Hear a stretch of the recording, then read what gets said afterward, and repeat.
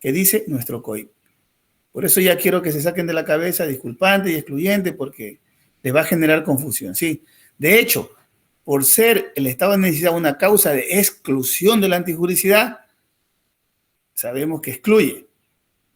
Ahora, disculpa en la medida que, a pesar de que excluye, a pesar de que se va a sancionar, luego se disculpa. Ahí la doctrina dice lo siguiente: el disculpante se analiza en sede de la culpabilidad. Por eso no me quiero meter en estos temas. Más adelante a lo mejor les abordaré. ¿Sí? Entonces, porque el disculpante va a la culpabilidad. Entonces dicen que el estado de necesidad disculpante es una situación de la culpabilidad y no de la antijuridicidad. Que solamente el excluyente es de la antijuridicidad, porque es causa de exclusión de la antijuridicidad. En cambio, dígame, Dios.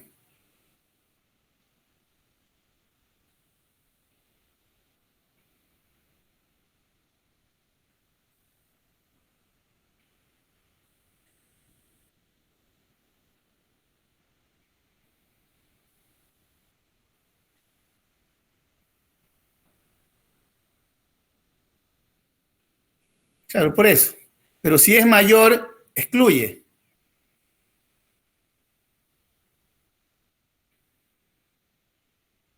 No, no. Ojo, no, no, no, no, no. No. El COI no hace diferencia entre de igual o menor, perdón, de igual valor. Eso no hace diferencia el COI. Lo que hace diferencia es solamente de menor valor, de menor y mayor. Entonces, por eso digo, no se compliquen la vida estudiando la doctrina, estudien lo que dice el COI. Y lo que dice el COI es lo siguiente: cuando el bien jurídico que se protege con el estado de necesidad, o que cuando el bien jurídico, que se lesiona con el estado de necesidad, es menor que el bien jurídico que se lesiona, o en otras palabras, cuando el bien jurídico que se lesiona es mayor que el bien jurídico que se protege, no hay exclusión de la antijuridicidad. ¿Sí? Tiene que ser de igual o de menor valor. Solamente ahí excluye la antijuridicidad. Por eso, hablar de estado de necesidad excluyente y disculpante es confundirnos. Es muy difícil, créanme que es muy difícil. La diferenciación es decir, cuando es disculpante, se va al siguiente análisis, que es la culpabilidad. Y cuando es excluyente, se queda ahí, no pasa al siguiente análisis. Entonces, ¿cuál es lo que quiero que se queden claros ustedes? Que cuando el bien que se lesiona es mayor a la necesidad, al bien que se quiere proteger, a la necesidad, no excluye la antijuridicidad. Y se va al siguiente análisis, que es la culpabilidad. Pero cuando el bien que se lesiona es menor que el bien que se quiere proteger, se excluye la antijuridicidad. No hay delito. Así es, así es. No, no, no. No es conducta penalmente no relevante, porque ya fue conducta penalmente relevante. Ya fue típica. Lo que no es una conducta que no es antijurídica. Eso hay que decir. Es una conducta que no es antijurídica. No, señor, tampoco es atípica, porque ya pasamos el juicio de tipicidad. Es típica, es penalmente relevante, es típica, no es antijurídica. Así es, porque recuerden que ya pasamos la tipicidad, ya es típica. Ahora, pasas al siguiente estudio, que es antijurídica. Entonces, aquí es, sí, el bien que se le... Bueno, ahora, no solamente eso, hay que ver los otros dos requisitos más, porque recuerden que son concurrentes los requisitos. Entonces, si el bien que se está protegiendo en el estado de necesidad es mayor al daño que causo, al bien que lesiono, concurre un requisito, pero hay que ver si concurren los otros también, pues, ¿no es cierto? Ahora, si en caso de que el bien que se está protegiendo menor, sí, así es menor que el bien que yo daño, o sea, el daño que causo es mayor, ¿no es cierto? Es mayor que el que quiero proteger, pues ahí no habrá causa de exclusión de la antijuridicidad. Ahí esa conducta es antijurídica. A lo mejor exista exceso de causa de exclusión, que la mañana leyeron los compañeros, y le rebajará la pena en 1/3, ¿no es cierto? A lo mejor. Pero no se confundan con las atenuantes. Las atenuantes son las que están en el artículo 45 y punto. 45, 46, esas son atenuantes. Las que están fuera de acá, esos no son atenuantes. Eso es otra cosa. La atenuante se aplica cuando ya hay una pena, una sentencia, y se modula la pena.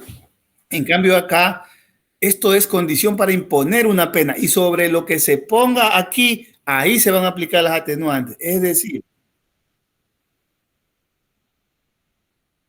exactamente. Y si supongamos que ha habido exceso de la antijuridicidad, exceso de las causas de exclusión, tiene que ponerle 1/3, dice, ¿no es cierto? De la pena mínima. Ya le ponen esa pena. Y de esa pena, perdón, y de esa pena, si hay atenuantes, tienen que bajarle todavía 1/3 más. ¿Sí ven? Por eso no es atenuante, porque si fuera atenuante ya no se aplicara las atenuantes del artículo 45 o 46. Entonces no se confundan las atenuantes con estas, aunque en realidad en el fondo son atenuantes porque rebajan la pena, pero no se aplican los mecanismos de la atenuación de la pena, sino se aplica directamente por haber operado una causa, un exceso en las causas de exclusión de la antijuridicidad. Miren, el legislador usa términos complejos, por ejemplo, culpa y culpabilidad. Cuando ustedes, antes que conozcan derecho penal, ustedes pensaban que la culpa es lo mismo que la culpabilidad, ¿verdad? No sabían diferenciar entre dolo y culpa. Cuando lo correcto, en vez de hablar de culpabilidad, deben decir reprochabilidad, para diferenciarla de la culpa. Y ahí sí, hablamos de culpa, culpabilidad, y dolo, reprochabilidad. Pero no, ahí nos confundimos un poco. También en esta aquí, cuando hablamos de exclusión, peormente cuando a la doctrina le dice estado de necesidad excluyente y estado de necesidad disculpante. ¿Cómo? Si el estado de necesidad de por sí es una causa que excluye la antijuridicidad, ¿no es cierto? Y luego te dice, ese se divide en excluyente y en disculpante. Por eso entraba la confusión en ustedes, que excluye, que no excluye. No. Entonces, para evitar eso, quedémonos con que el estado de necesidad, si concurren los 3 requisitos que dice la norma, se verifican eso, pues no habrá reprochabilidad. Ahí termina. Y por lo tanto, la conducta, siendo penalmente relevante, siendo típica, resulta que no es antijurídica. ¿Sí me entienden? Y hasta ahí llega. No es que es atípica, no, la conducta ya es típica. La conducta es no es antijurídica, porque está perdonada por el ordenamiento jurídico por una causa de exclusión.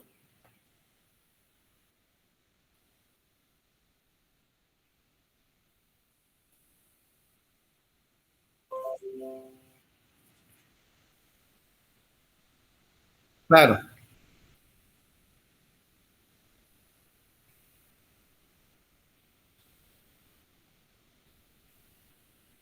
Exactamente. Pero no tienen que decir que es atípica, cuidado, porque ya pasó el filtro de la tipicidad. Tienen que decir no es antijurídica. Ahora, si la conducta no entra en ninguna de estos tres causas de exclusión, ¿qué dirán ahí? Así es, que es antijurídica. No, nada que culpable. A ver, nada que culpable. Todavía no analizamos la culpabilidad. Van a decir que esa conducta penalmente relevante es típica y es antijurídica. Pero si existe una causal de exclusión, van a decir, es una conducta penalmente relevante, es típica, pero no es antijurídica. Estamos. Esta es los términos como que hay que asimilarlos. Es como un trabalengua, si se quiere. Pero así se maneja. Por eso es difícil el derecho penal. El derecho civil se ríe en el dominio, la propiedad. El derecho penal es bien complicado. Miren, nos ahogamos en este pedacito. Imagínense si les pongo a hablar del estado de necesidad parcialmente disculpante o parcialmente excluyente, o del estado de necesidad disculpante y excluyente en la culpabilidad. Eso vaya que son teorías que nos vamos a perder. Pero para ser prácticos, pues obviamente el tiempo no nos da, vamos a quedarnos con eso. Que si la conducta penalmente relevante típica está dentro de una de esas tres causales y dentro de esas tres causales concurren los tres requisitos, pues esa conducta será obviamente penalmente relevante, típica, pero no será antijurídica. Ahora, pueden pasar tres cosas en la antijuridicidad. Puede que esa conducta penalmente relevante sea típica, ¿sí? Y sea antijurídica y va al siguiente análisis, que es la culpabilidad. O puede que esa conducta penalmente relevante sea típica y esté amparada por una causa de exclusión de la antijuridicidad, pero que esa causa de exclusión de la antijuridicidad sea extralimitada. En este caso, se aplicará la regla que dice que se impondrá una pena de tanto. ¿No es cierto? Claro, ahí ¿qué dice la norma? Ahí está la norma. A ver, ¿qué dice la norma? Será sancionada con una pena reducida en un tercio de la mínima prevista en el tipo penal. Ya, si le toca 9 años, si el tipo dice la mínimo 9, ¿cuánto será? ¿3 qué? Quedado de años. Artículo 2 del artículo, numeral 2 del artículo 13. ¿Qué dice? Leamos el artículo 13 para responder, para ver. ¿Qué dice el numeral 2?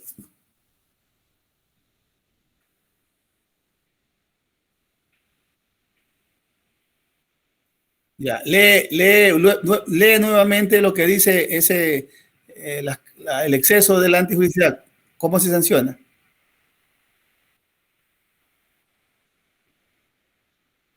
Ya, no, ya, está bien. Para eso tienes que tomar para interpretar los artículos. Vamos ahora con ese sentido literal a interpretar el artículo que dice que cuál es la pena cuando existe exceso en las causas de exclusión de la antijuridicidad. El artículo 31. ¿Qué dice?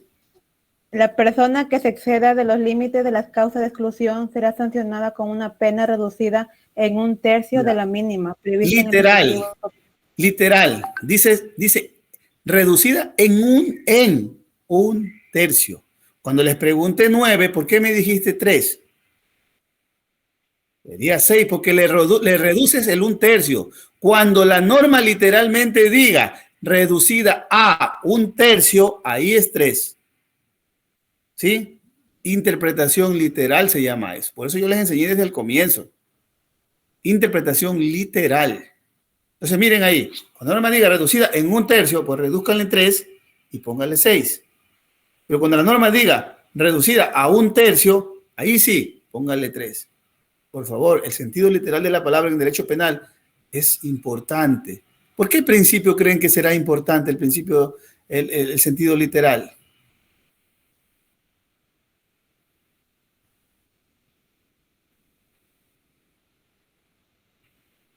Ya, pero ¿por qué principio del derecho penal? Hay un principio. Así es, por el principio de legalidad. Y porque y ahí está la interpretación literal, que tiene que ver con el principio de legalidad. Miren que, no sé si estamos, porque yo pienso que están en tutorías porque quieren aprender más, ¿no es cierto? No creo que están aquí porque están pensando en qué le dirá más luego a la enamorada o al enamorado. Porque si ustedes van a una clase por necesidad de aprender, estamos aprendiendo estas cuestiones. Yo se las estoy explicando como que estuviera explicando a un niño de 6 años. ¿Cierto? Entonces, aquí hay un plus. Cuando la norma diga en un tercio, y esto es para cuando vayamos a estudiar las atenuantes más adelante, las circunstancias de la infracción. Dice, cuando diga en un tercio, disminuyes un tercio. Cuando diga se reducirá a un tercio, le pones el un tercio. ¿Sí? Y cuando diga del mínimo, tomarás el mínimo. Y cuando diga solo, se reducirá en 1/3 de la pena prevista en el tipo, ahí ya dependerá de que el juez toma del mínimo, del medio o del máximo. ¿Estamos?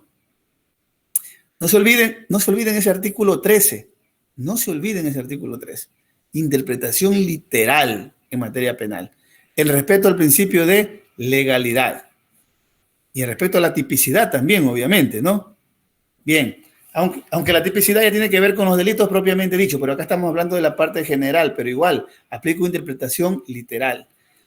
Entonces, eso sucede. Para recapitular, ya vimos que la conducta penalmente relevante, la conducta, perdón, hay que analizarla, a ver si tiene o no tiene relevancia penal.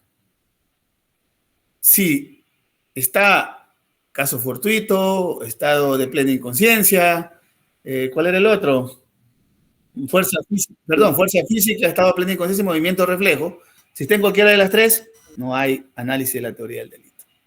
No es... ¿Cómo va a ser típica si todavía no analizamos el primer estadio? Estamos analizando solamente la conducta. No puede ser típica, hijo. Eso aprende. Es típica cuando ya se entra a analizar el primer elemento, que es la tipicidad. Todavía no hemos entrado a analizar nada. Estamos analizando las causas de exclusión de la conducta.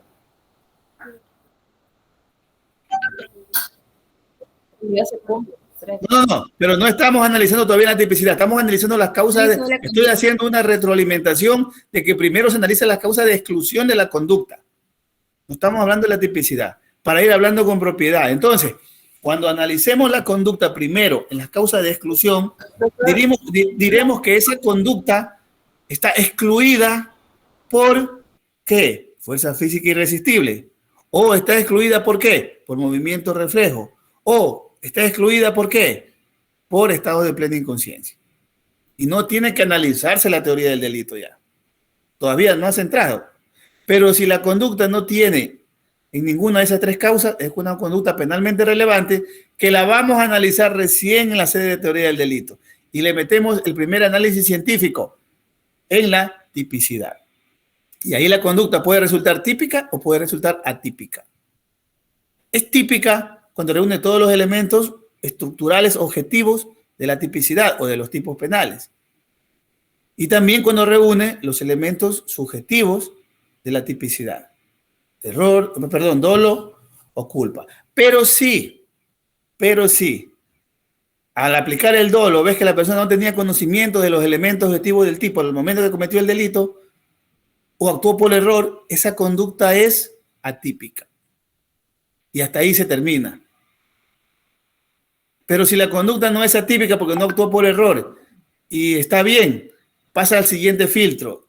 Hasta ahora tenemos una conducta penalmente relevante, una conducta típica. Vamos a ver si esa conducta es antijurídica o no.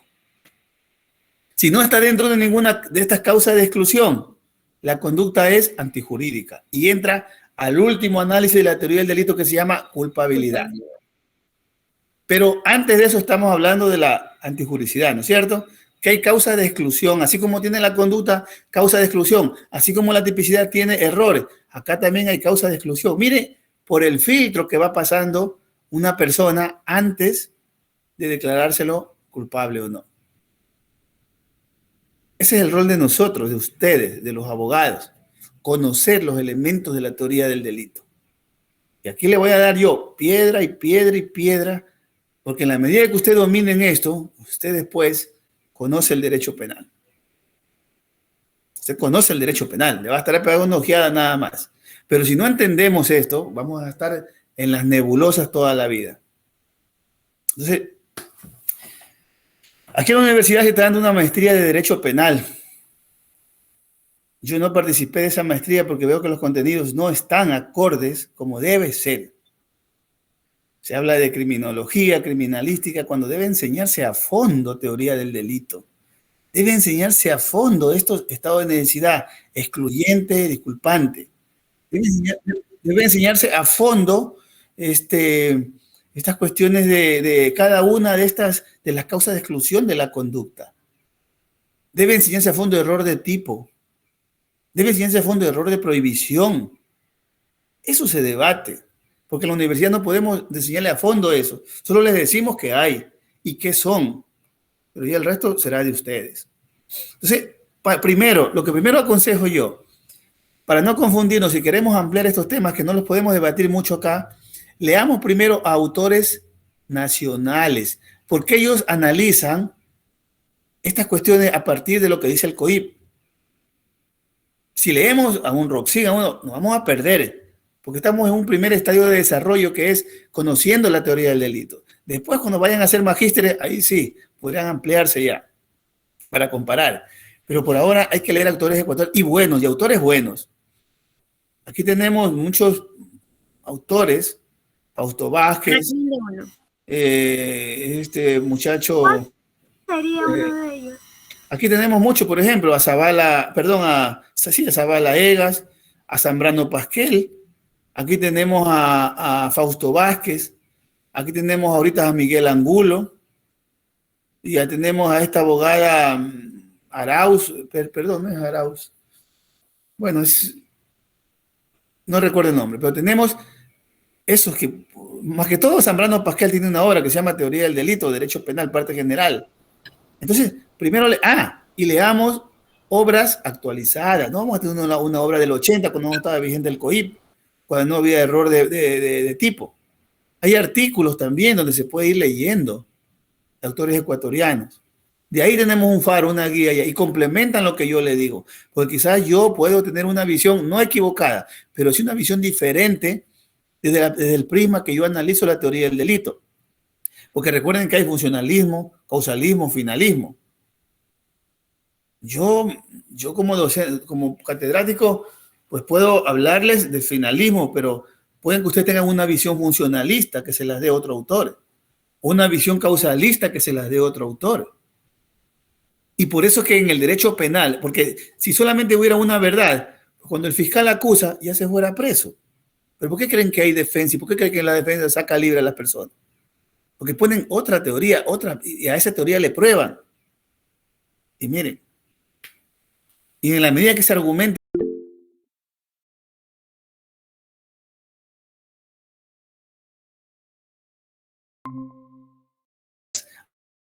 Alessandri Somarriba, tienen el procesalistas ahora, que todavía vive, creo, Echandía, es colombiano Echandía. Tienen a Echandía con una obra de tratado de derecho procesal. Aquí en el Ecuador, procesalistas tienen en materia penal, Vaca Andrade en materia civil. No sé si habrá un tal Bodero todavía, pero es un poco. Pero entonces, esa es la situación. Depende de las corrientes también, ¿no? Se va a decir, entonces, profesor, ¿con qué nos quedamos? Con lo que dice el COIP. Porque eso es ley. Y yo estoy reflexionando aquí lo que dice el COIP. Sí, bien. Entonces, ya metimos, digamos que hay 3 agujas y la conducta es el hilo. Ya está el hilo, ya lo limpiamos, ya no tiene nudos, ya no tiene causa de exclusión de nada, no ha habido causas. Está el hilo limpio para meter en el primer hueco de la aguja. Juicio de tipicidad. Adecuación de la conducta a lo que describe el tipo penal. En 2 partes. Elementos objetivos, elementos subjetivos. Elementos objetivos de la tipicidad o del tipo, bien jurídico, sujetos activo, pasivo, conducta, verbo, todo lo que se puede ver, tocar, palpar. Elementos subjetivos del tipo 3. Dolo, preterintención y culpa. Y ahí se analiza el error, si hay dolo, hay error en el dolo, si es vencible o si es invencible. Si es invencible, la conducta es atípica.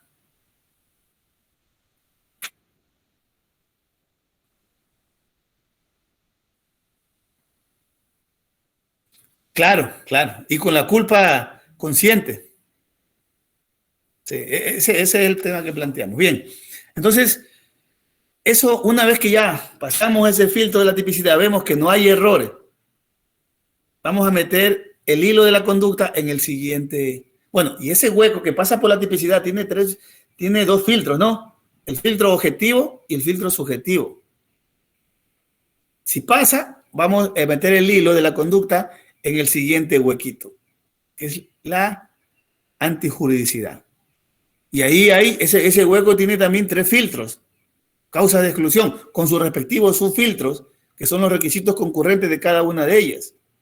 Está estado de necesidad, con sus 3 requisitos concurrentes. Pero no necesariamente voy a analizar a la conducta de mi cliente a meter en los 3 filtros. No, tengo que ver si los hechos del caso ameritan para que sea una legítima defensa. Si los hechos del caso, para analizarlo recién como legítima defensa, porque no necesariamente voy a meter a ver si hay legítima defensa, a ver si está judicial, no. Yo ya con los hechos del caso que me presentan, yo ya sé si lo analizo en cualquiera de los 3. Porque puede que sea, dígame.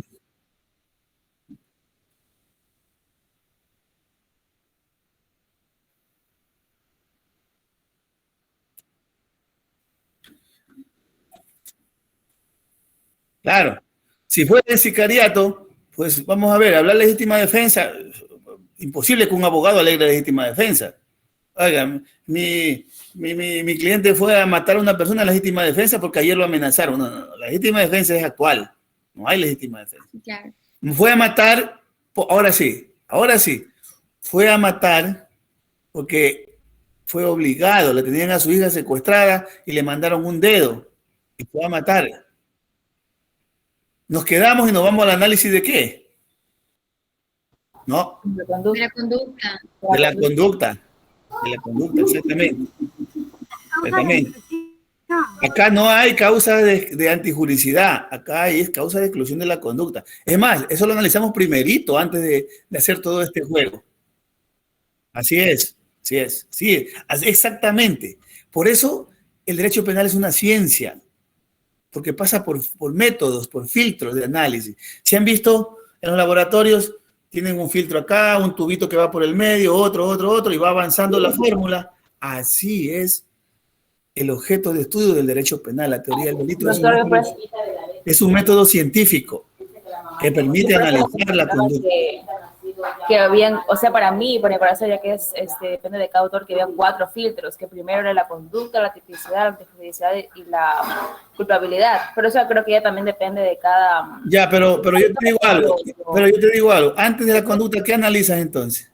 Nada. Por eso, ese sería el primer elemento para analizar la conducta. Hija, es que, a ver, te vuelvo a repetir. Es que... No, es que por eso le digo, o sea, ya depende de cada autor. No, pero tiene que quedar esto claro. O sea, yo no estoy diciendo que la conducta no se analice, la conducta debe analizarse. Pero lo que yo dije es que la conducta no es un elemento de la teoría del delito. Eso es otra cosa, no confundamos, ¿sí? Porque la conducta no puede ser un elemento de la teoría del delito porque la conducta es el objeto de análisis. Primero en su propia sede, después metiendo en los 3 filtros de la teoría del delito. Entonces, cuando tú me dices la conducta es un elemento de análisis de la teoría del delito, yo te digo que no. La conducta se analiza primeramente antes de meter en la teoría del delito. Luego sí se analiza la teoría del delito, porque la teoría del delito analiza 3 cosas. Tiene 3 elementos, grábense en la cabeza: tipicidad, antijuridicidad y culpabilidad. Claro. La conducta de por sí tiene su propio análisis. Claro que hay que analizarla. Yo no digo que no hay que analizarla, pero la conducta no es un elemento de la teoría del delito. No. Si es un filtro, si es un análisis, lo que no es un elemento de la teoría del delito, porque es el objeto mismo de análisis. Con otras palabras, la conducta no puede ser aguja con hueco a la vez y ser hilo a la vez. ¿Sí me entienden? La conducta o es hilo o es aguja. Ahora, si decimos que es un elemento de la teoría del delito, tenemos que poner 4 entonces. ¿Y qué pasamos por eso? Por esas agujas, ¿qué pasamos? Nada. No tenemos nada que pasar, porque la conducta sería un elemento de la teoría del delito. Eso es lo que yo digo. La conducta debe ser analizada, claro que sí, pero como objeto de estudio. Pero luego la pasamos... No, es lo que pasa por el hueco de la aguja. El hilo. Es el hilo. Analizar. Ahora, ¿qué hacemos primero cuando vamos a meter el hilo por la aguja? ¿Qué hacemos? ¿Cuál es la costumbre? Enervarlo para que quede recto, ¿no es cierto? Hasta le ponemos saliva para que entre más finito. Entonces, ese es lo que hacemos con la conducta primero, la encuadramos a ver si tiene nudos para ver si está excluido o no, para después pasarla por la aguja. Porque si no, no nos entra. Cuando un hilo tiene nudos, ¿podrá entrar por el hueco de la aguja? No. Tengo que ver qué pasa ahí con ese hilo. Si no puedo desatar ese hilo, tengo que cortar y ya ahí ya no hay delito. No hay análisis de la teoría del delito. Tengo que meter otro hilo.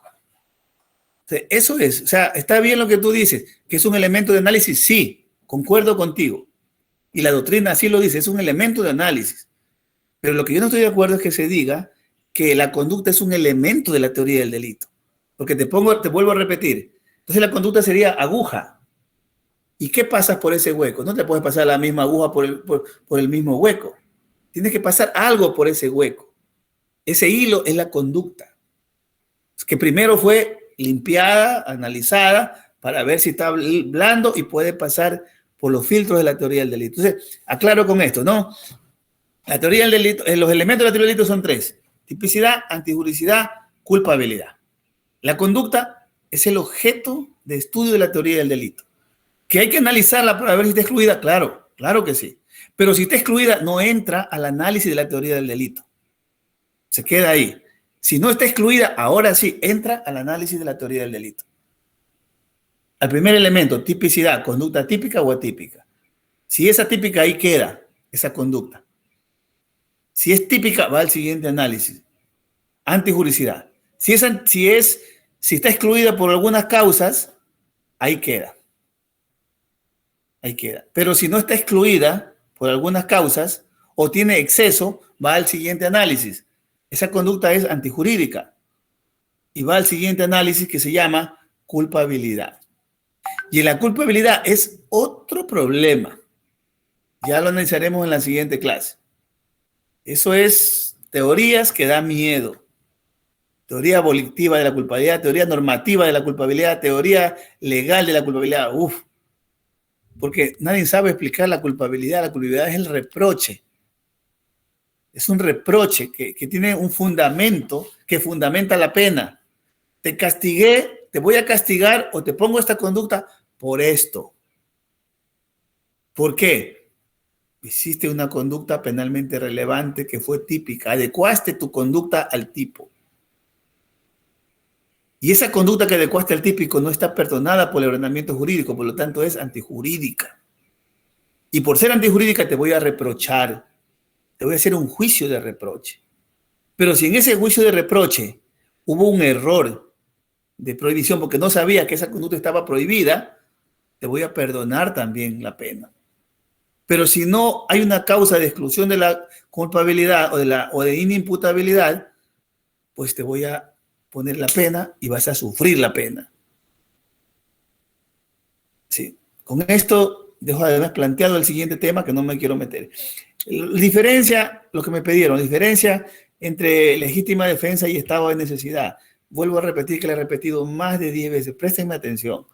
No se desconcentren, porque ya lo he repetido más de 10 veces, creo. Con esta va a ser la 11ª vez y la última, por cierto.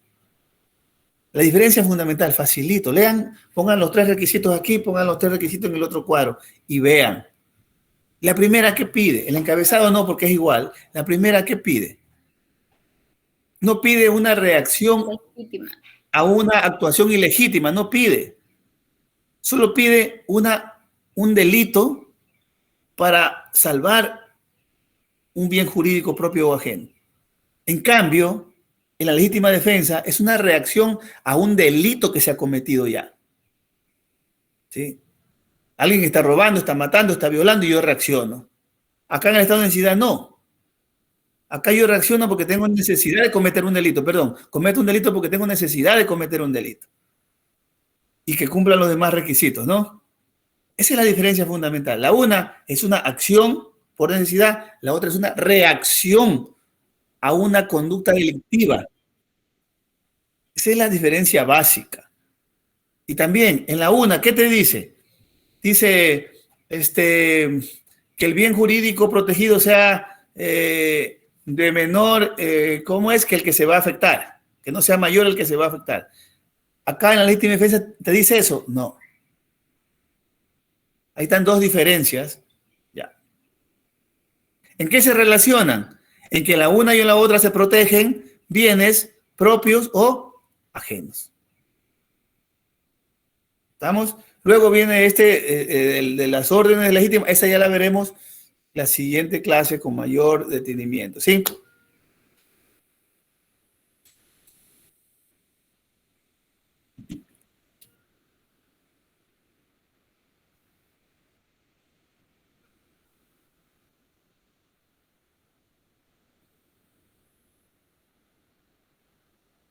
¿Cómo que no es un bien jurídico protegido?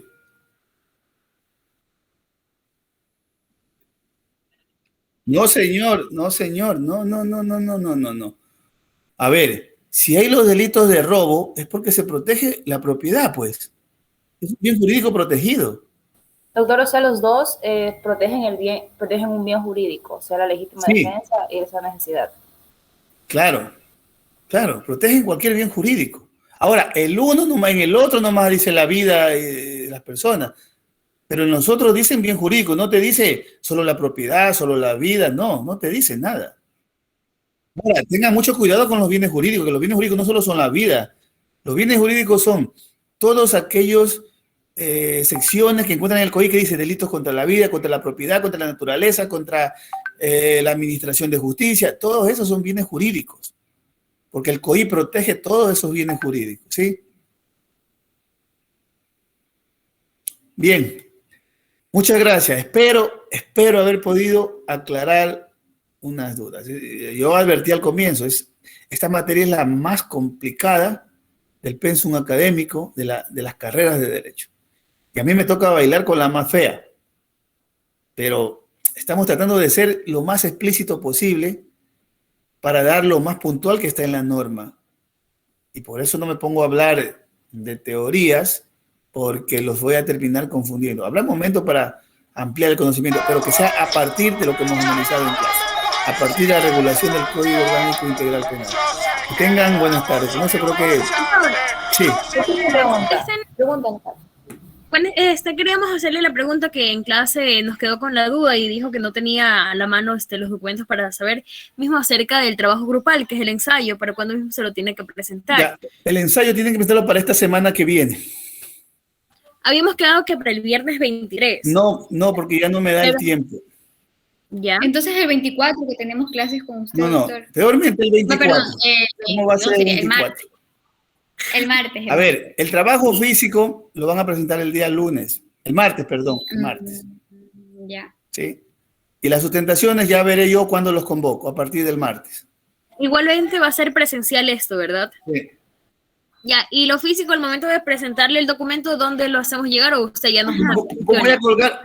A ver, el físico me hace llegar acá a la universidad, un solo documento, por favor. Voy a colgar porque tengo que conectarme en la siguiente tutoría. Sí, tengo 2 minutitos. Listo, gracias. Gracias, doctor. Hasta luego. Gracias, doctor.